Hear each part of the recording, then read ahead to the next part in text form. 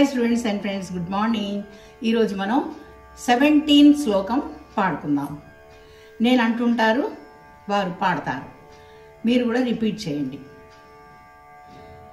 కైవల్యదాయ కైవల్యదాయ కరుణారస కింకరాయ కరుణారస కింకరాయ కామాక్షి కందలిత కామాక్షి కందలిత విభ్రమ శంకరాయ విభ్రమ శంకరాయ ఆలోకనాయ ఆలోకనాయ తవ భక్త శివంకరాయ తవ భక్త శివంకరాయ మాతర్నమోస్తు మాతర్నమోస్తు పరతంత్రిత శంకరాయ పరతంత్రిత శంకరాయ.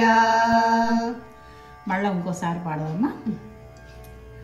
కైవల్యదాయ కైవల్యదాయ కరుణారస కింకరాయ కరుణారస కింకరాయ కామాక్షి కందలిత కామాక్షి కందలిత విభ్రమ శంకరాయ విభ్రమ శంకరాయ ఆలోకనాయ ఆలోకనాయ తవ భక్త శివంకరాయ తవ భక్త శివంకరాయ మాతర్నమోస్తు మాతర్నమోస్తు పరతంత్రిత శంకరాయ పరతంత్రిత శంకరాయ.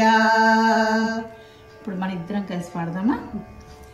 కైవల్యదాయ కరుణారస కింకరాయ కామాక్షి కందలిత విభ్రమ శంకరాయ ఆలోకనాయ తవ భక్త శివంకరాయ మాతర్నమోస్తు పరతంత్రిత శంకరాయ.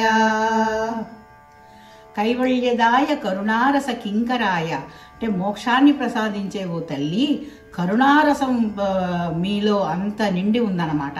కామాక్షి కందలిత విభ్రమ శంకరాయ. కామాక్షి మన్మద విలాసములు చిరునవ్వు గల జన్మభూమి అమ్మ నీది, నువ్వు అంతటి ప్రసిద్ధురాలవు అని పొగుడుతున్నాడనమాట. అంటే ఆవిడ్ని ఎక్కువగా ప్రసాదించమని ఆ తల్లిని వేడుకుంటున్నాడు.